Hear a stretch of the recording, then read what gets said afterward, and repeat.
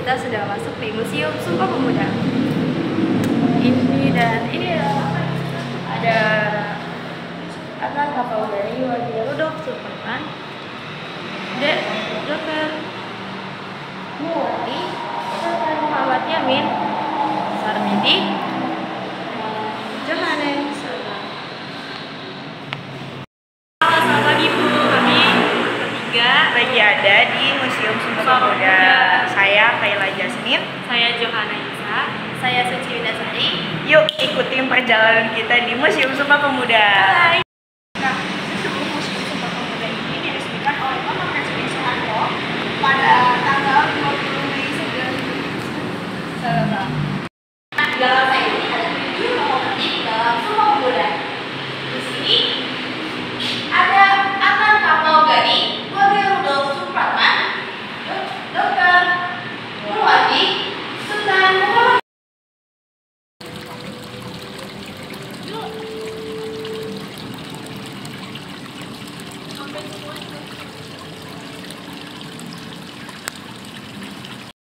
Dokumen Kesatuan Pemuda 1928 yang digawangi Hadisi Sumpah Pemuda. Sumpah Pemuda sendiri itu dicetuskan pada tanggal 28 Oktober 1928 pada Kongres Pemuda II yang isinya Kami Putra dan Putri Indonesia mengaku tumpah darah yang satu tanah Indonesia, kami putra putri Indonesia mengaku berbangsa yang satu bangsa Indonesia, dan yang terakhir kami putra dan putri Indonesia menjunjung bahasa persatuan bahasa Indonesia. Dengan rahmat Tuhan Yang Maha Esa, kami meresmikan Dokumen Persatuan Pemuda 1928 pada tanggal Jakarta 23 Oktober 1994. Menteri Negara Pemuda dan Olahraga ditandatangani oleh Hayono Isma dan Jelaimina, yaitu sebagai Ketua Umum Jong Ambon. Dia juga sebagai peserta pada Kongres Pemuda I pada tahun 1926, dan dia juga sebagai panitia Kongres Pemuda II, yaitu sebagai pembantu 6. Dan ini ada R. Fadjan Sungkana, yaitu anggota Indonesis Klub Gebau, dan dia juga pendiri Jong Indonesia di Bandung. Dan dia juga sekretaris Kongres Pemuda II pada tahun 1928. Dan ini ada Sultan Muhammad Amin, yaitu anggota Jong Sumatera Ngenbon, Jong Islamic Tenbon, dan Perhimpunan Pelajar Indonesia atau PPI. Dan dia juga sebagai peserta Kongres Pemuda I dan Kongres Pemuda II. Salah satu tokoh penggagas berdirinya Komisi Besar Indonesia Muda atau disingkat KBIM. Dan ini ada M.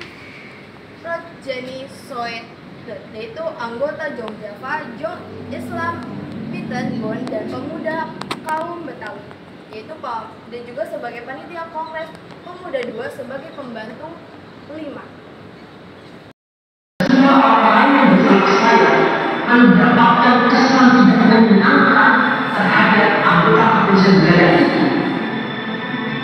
Jika kita dalam protes, kita akan dianggap seperti anak kecil yang selalu melakukan apa yang mereka katakan. Kamu tidak boleh mengkritik polisi. Apakah benar? Saya dari polisi. Polisi meminta kepada kami agar tidak memiliki Ini untuk pelajaran administrasi kongres yang pokoknya kita tahu saja. Bangsa Indonesia. Bangsa Indonesia. Ketiga, kami putra dan putri Indonesia. Kami putra dan putri Indonesia menjunjung bahasa persatuan, menjunjung bahasa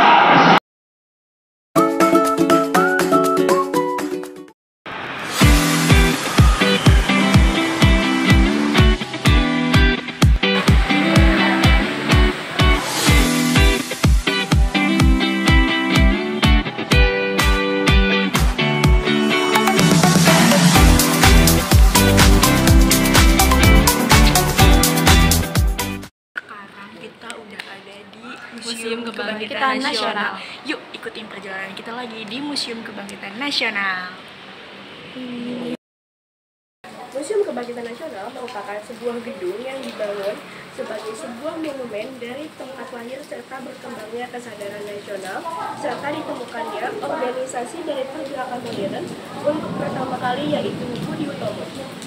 Sebelum bangunan ini menjadi sebuah museum, dahulu bangunan ini digunakan sebagai sekolah yang didirikan oleh Belanda dengan nama sekolah yaitu Stovia atau Sekolah Dokter Bumi Putra.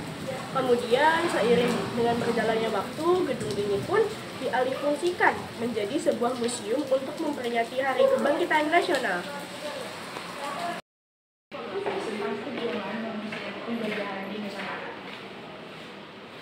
Yang itu pertama adalah Sulawesi Selatan pada tahun 1666 dipimpin oleh Sultan Hasanuddin.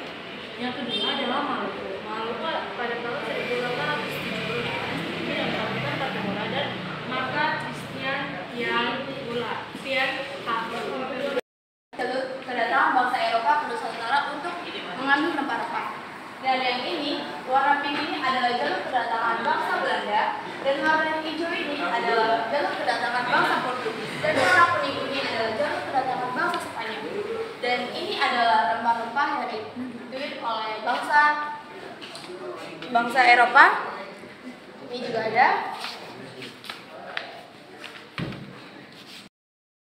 Ini ada gulden atau mata uang Belanda pada abad ke-17 sampai tahun 2002. Nah, Belanda mendapatkan 825 juta gulden dari penjajahan di Hindia Belanda pada tahun 1830 sampai 1877.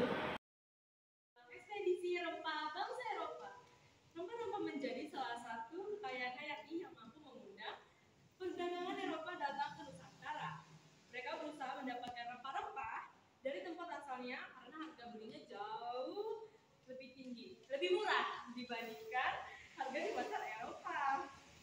Keuntungan besar dalam perdagangan rempah-rempah mendorong perdagangan Belanda melakukan monopoli.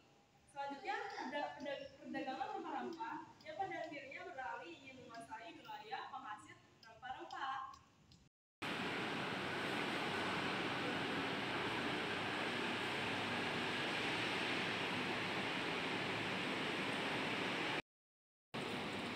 Di sini saya akan menjelaskan tentang Ruang Memorial Budi Utomo. Ruang Memorial Budi Utomo menjadi saksi dari peristiwa terbentuknya Budi Utomo pada 20 Mei 1904. Berikut cerita gue nama Mangwe Kosomo tentang peristiwa tersebut tepat pada pukul 9 pagi. Semua sudah berkumpul. Pemuda Suetomo ini mulai bicara dan menjelaskan maksud dan tujuan pertemuan pada pagi itu. Dan beliau juga mengumumkan gagasan dan cita-citanya secara singkat, terang, dan jelas. Selesai Suetomo berbicara, reaksi dari peserta hebat sekali. Semua pada tepuk tangan dan gegap gempita. Tanda tangan setuju sepenuhnya. Gagasan Suetomo dan teman-teman berhasil didirikan pada saat itu berkumpul di Budi Utomo, organisasi modern pertama dalam sejarah bangsa Indonesia dan menjadi ketua Suetomo. Kita udah di ruang sekolah Dokter Jawa. Nomor pemerintah Hindia Belanda membuka sekolah dokter Jawa di Rumah Sakit Militer Veteran, yaitu tujuan pendirian sekolah ini adalah untuk mendapatkan tenaga medis Bumi Putra guna mengatasi wabah penyakit di Pulau Jawa. Pelajar sekolah ini awalnya hanya berasal dari suku Jawa karena lokasi sekolah berada di Pulau Jawa. Nah, kemampuan anak-anak di Pulau Jawa dalam membaca, menulis, dan menghitung menjadi pertimbangan utama mereka diterima di sekolah ini.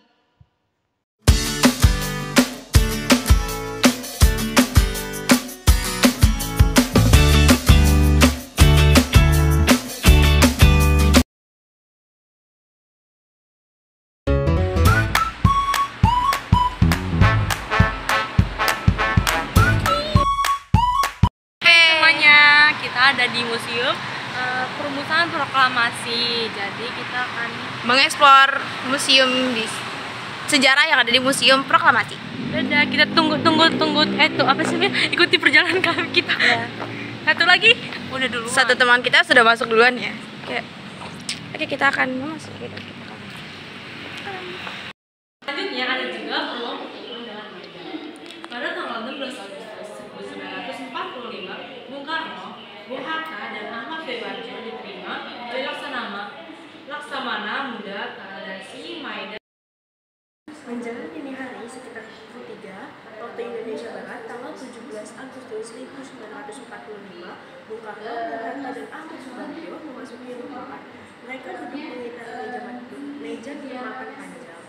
Bung Karno mempersiapkan draft naskah proklamasi, sedangkan Bung Hatta dan Ahmad Suharto menyumbangkan pikirannya secara lisan. Setelah teks diberi judul proklamasi, dialog pertama yang dihasilkan dari kesepakatan 3 tokoh nasional itu adalah: kami bangsa Indonesia dengan ini menyatakan kemerdekaan Indonesia.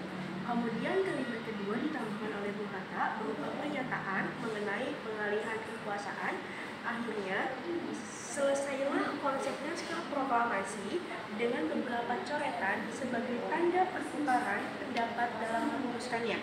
Setelah selesai naskah tersebut dibawa ke serambi muka untuk dibicarakan di hadapan para tokoh yang telah menunggu.